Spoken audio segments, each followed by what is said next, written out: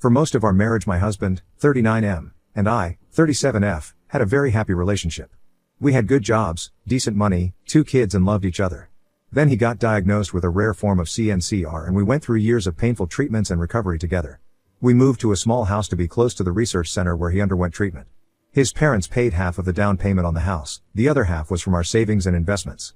In the divorce he gave me the house and took all of his medical debt. We have been divorced a year, but now his CNCR has come back and he needs treatment again at the same research hospital. He wants to stay in what is now my house while undergoing treatment and his parents expect me to house him and look after him because he was generous in letting me have the house without taking his rightful share from the equity. When we were married and he was undergoing treatment, it was new stuff that was expensive and also very physically draining on him. We were lucky that both our jobs were supportive and flexible, but with his health issues, little kids and expenses, we had to downgrade our lifestyle a lot. That plus the physical changes in his body made him very depressed.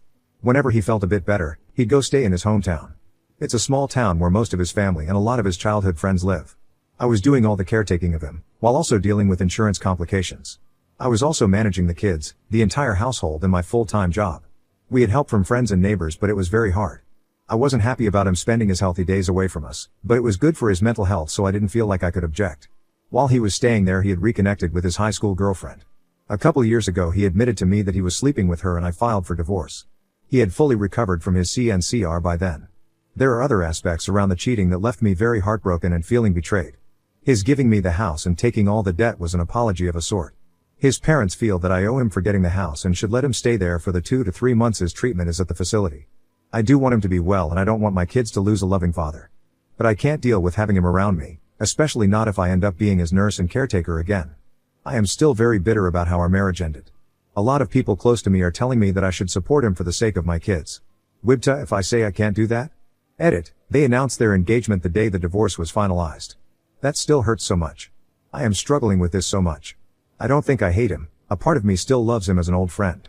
I definitely wouldn't want my kids to suffer the devastation of losing their father. He loves them and is loved by them.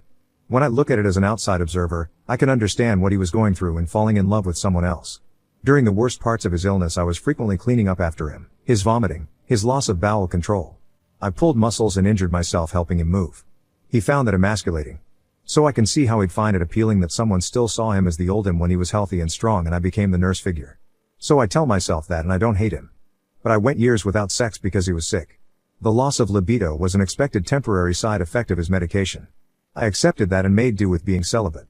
I feel guilty talking about how painful it was because I should be grateful he survived and that is so trivial given the situation. But I would masturbate in hiding, didn't even get a vibrator because I didn't want him feel bad or awful for not being able to do it. And all this time I was making do thinking he wasn't able to, he was sleeping with a whole another person. And that disloyalty still makes me cry. Relevant comments where Op has replied, commenter, even without the cheating and whatnot, caretaking is a full-time job and it's very taxing emotionally, mentally, and physically. You're not his wife anymore. You have no obligation to do this. Oop, the last time I did it out of love, I can just not do it now. It was very difficult. The big upside to me in getting divorced was not having to deal with that anymore. As difficult as it is to take care of a sick person, dealing with the insurance bureaucracy and keeping track of all the medical contacts and treatment details is a pretty big logistical nightmare. Commenter, maybe for the sake of his children you could allow him to stay there but he or his parents pay for a nurse or aide to care for him. You are certainly not obligated to help him in any way, but your children are old enough to know he's ill and if you choose not to help him, it will likely adversely impact your relationship with your kids. If not now, later, especially if something happens to him and he dies, if you don't help him, I fear they will blame you for not helping him by at least allowing him to stay there. Oop, I hadn't started thinking on those terms yet, but yes you are right, I have to measure how my kids will react to this. I haven't told them yet that he is sick again. They were very little back then and only knew that dad was sick and got better. Now my oldest is big enough to understand cancer and what that means. My ex has been the fun Disney dad since we separated. They adore him. Commenter, the chances of his parents being unaware that their son was sleeping with his high school girlfriend when he came home is 0. Oop. Oh, they knew and supported him. They were always good to me so it wasn't like they wanted to break up my marriage, but they were in whatever makes him happy because he survived cancer. I think he received some side eye for this from people who knew what we went through. And my ex-in-laws did damage control by making overly gushing social media posts about how the GF always looked out for him and made him laugh when they were kids and did it again when he was going through a hard time. As if her comedy skills are what cured his cancer. I was just the background maid/nanny/assistant character that can be ignored. Sorry, I am still bitter and I keep regurgitating the same stuff. About the in-laws, they are my kids' grandparents, the only loving grandparents my kids have. They dote on my kids and drive hours to spend time with them and take them places. I resent them, but they are good grandparents. Update 1. The Sunday after I made the post to Ida, my ex-in-laws picked up the kids for a zoo trip. They sometimes come to pick them up to entertain them, and so I thought nothing of it. A few hours later, a very teary and contrite Mill dropped off 2 bawling kids with me. She told them their dad is sick and will die if he doesn't stay with us and go to the hospital. We hadn't had a talk with the kids yet about the diagnosis, and she dropped it on them that he is dying from cancer. He is not dying. It's a painful treatment, but he'll recover. I was so furious I was raging. I called the ex and tore him a new one. He was shocked too, and we together exploded at his mom. She broke down and cried, begging me to not take away her grandkids from her, as if I'd trust her after this. Ex and I together talked to the kids, him on video, and assured them that yes, he is sick, but he'll be fine. He just needs to go to the hospital and they'll make him better like the last time he was sick. The kids settled after that, but my oldest has been at me crying and begging to make dad come live with us. I promised them I'd talk to dad and figure out what's the best thing to do. I swallowed a lot of bile to talk to him about why he was doing this. We had a pretty long and detailed discussion. The bottom line is that he's broke. He still has a decent job, but his credit is ruined. He has a lot of debt and he stupidly got the cheapest insurance that barely covers anything. Fiancée is no help either. She's worse off financially. So he needs a place to stay. He can't afford this otherwise. His parents are funding some of his medical payments and are already stretched. He was financially alright when we broke up, so I have no idea what happened in such a short time. Anyway, X and his GF moved into my daughter's room. My daughter happily gave it up to her dad and is sharing her little brother's room. Both kids are over the moon happy to have their dad in their home. My daughter keeps checking on him every few minutes to make sure he's still okay. Mill traumatized my kid. I'll never forgive that woman for this. I let the GF move in with him because I was too angry to care about who came to look after him as long as it wasn't me. I didn't know how I could bear having her in my home, but it appears to be more misery for her than me, and that strangely makes it more tolerable for me. She is teary-eyed and crying all the time. It's only been 3 days, but I am so annoyed I want to shake her and tell her to pull it together. The current treatment plan is for 3 months. I am counting down the days. I am thankful for the many people who gave me great advice on my last post. I wasn't expecting things to go this way, but they played me by manipulating my kids. I'll slowly pull myself and the kids away and move, but for now I have to deal with this for my kids' sake. Relevant comments where Op has replied. Commenter encourages Op to open up a can of petty and gives a list of suggestions. Commenter. 3. Ask if the GF can look after the kids for day your ex doesn't have treated. Then go out on a date looking $1,000,000. If you don't date, they don't need to know that. Just go out with girlfriends. If you do date, don't come home that night. Oop. I've done number 3 2 times already. I haven't dated yet since the divorce. I want to, but online dating scares me and my social life revolves around my kids. I am pretending to have plans just so I am dressed and out and feel good about myself. I didn't leave the kids with them though. I managed to arrange sleepover for kids with their friends on those nights. I have been amazed by how much love and support my kids and I are receiving from our neighbors and friends. I told a few close people what's going on, and I suppose most people know now.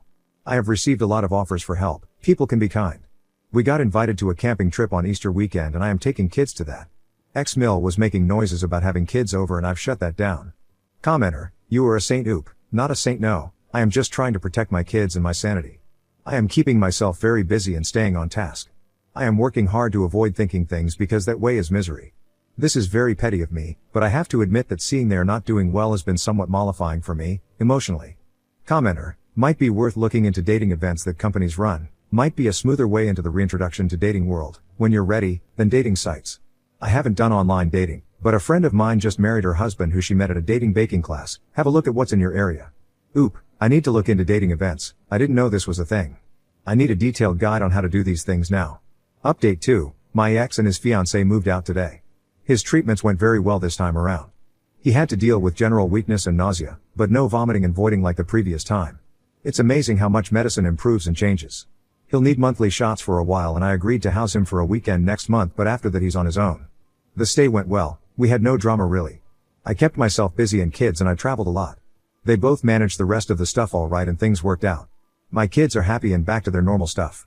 I had a talk with my daughter about how grandma exaggerated things to get her way and that is not okay, and she understood. She has shown no interest in visiting her grandparents and I am happy about that. The last week of his stay, his fiancée went back to their town to take care of some stuff since he was doing pretty well on his own. He and I had a few long detailed conversations. They were cathartic in some ways and saddening and maddening in others. I think I got some closure. At least I am not feeling the bitterness the way I used to. I may make another post about what he told me, his reasoning and justifications. On another positive note, all that dressing up and going out I've been doing has worked out for me. I met someone. We've been on 2 dates and it's going great so far. This is my first time dating since the divorce, so I am keeping my expectations muted, but still it is very exciting and fun. Update 3, I tried writing about our conversations, but the process of thinking about it and analyzing it is very depressing. When we had the talk, I felt much better than I do looking back at it now. Then my new date invited me on a trip during the Memorial Day weekend. One of my close neighbor friend encouraged me to go while she watched my kids. I was pretty excited about this vacation, my first adult-only vacation in over a decade. I didn't want my overthinking about my ex to make me depressed during the trip, so I put that on hold. The trip went well and I am pretty optimistic about this new relationship. Sorry to you guys for taking so long with this. But now that I feel happier, I can have a more grounded take on my ex's views. To start with, he was again very apologetic about what he put me through and that I deserved better from him.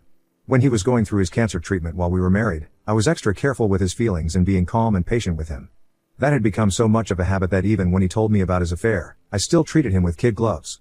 I was firm about wanting divorce and refused to consider his insistence on working it out, but I swallowed my anger and didn't go off at him. But this time I got to properly express my hurt and anger at him, and that was very, very cathartic. He took it okay for the most part, but also was stung by it and got defensive. He told me in some detail about how he and his GF got together. She was his high school girlfriend. She came from an abusive background, and in high school he had helped her and did a lot to encourage her to move out of that situation. When he moved away to go to university and she stayed their small town, the long distance thing dissolved their relationship. He wanted a more big city life, and a few years after college he met me. When he was visiting his parents' home more while recovering, he reconnected with her.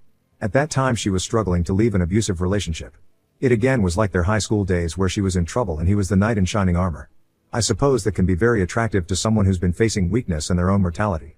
When he was home I was waiting on him hand and foot. I didn't even know that he could have enough energy to do all the legwork for this other woman and was spending quite a bit to help her. That's where his currently being broke comes from. She was in financial trouble, and he solved all her problems. He is quite proud of how much he helped her and doesn't agree with me that he took something away from me and making me work for him while he put his energy away from our family. I don't want to say that I don't support helping someone escape abuse, but I can't help feeling exploited. His response was that he did a favor by spending time in his town because that lessened the burdens on me. It is true that when he went away life got easier by a lot. I had more time, I could focus more on kids, we could cook anything, eat anything. But if he had that kind of energy then he could have helped me, you know? But he says that I was always stressed out and upset, my attitude was a drain on him. I resent that because I remember how careful I was around him, how much I made myself pliable to be his nurse. He brought up examples of how once I was so upset I went to the balcony to scream. The time I snapped at the kids and then cried about it. He had stories of how I was pushy and difficult. He wasn't making it up, I have my faults, but I did work hard and tried my best. I didn't realize that my help and support wasn't good enough for him. I didn't make him feel good. I just did the shit work. I think he resents me because he feels he owes me. He likes his GF because she owes him and is dependent on him. Relevant comments where Op has replied, commenter, why would he even think he could justify his actions? Oop, he sees himself as a good guy. He downplays the cheating as a small failure that happened multiple times as he was helping the GF. And I am the stubborn one for not being willing to work through it. Oop, on getting closure, I felt a touch of closure from being able to say a lot to him. Thinking back, I think he genuinely expected me to see him as the good guy once he gave me all the explanations. He was frustrated when I wouldn't. I really like the guy I am seeing. For the first time in a very long time I was with someone who did all the work of planning and pulling off a trip, and I had to simply enjoy myself. You really appreciate it when you haven't had something like that. Update 4, I introduced my BF to my kids this past weekend. We've been spending so much time together and talking almost every day, and I finally felt ready to bring him into their lives. I gave my ex a heads up that I am dating and will be introducing the guy to our kids. He went very quiet on the phone, then asked details about who he is, etc., and I gave those to him. He tried to dissuade me from letting kids meet my BF, says it's too soon and it's not healthy for the kids and whatnot. As if I got the choice to make such a call when he got his GF into my kid's life. Anyway, I finished the call annoyed. Last night he calls me back to discuss my BF. Apparently he looked into him. Which is fine by me, there's not much for him to criticize there.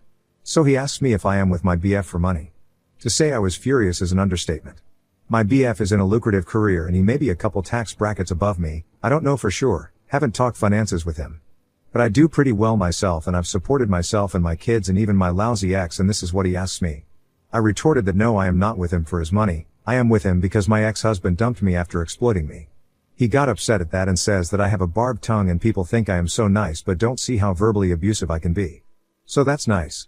All I've done for him and he has no problem being cruel to me again and again. Update 5, I received a few messages asking for updates. But things have been calm, so there are no updates. My current relationship is going well. We are working on building our blended family. My 2 kids and his son get along really well, they are tight together. We have been thinking of buying a house together and selling mine. I am both excited and nervous about doing that. X didn't act up after that last argument. He's been more aloof than before, but that's preferable, so I don't care. Things are well on his side too, as far as I know. Update 6, my BF and I bought a new place together. I've sold the house and I am rather relieved to leave that place.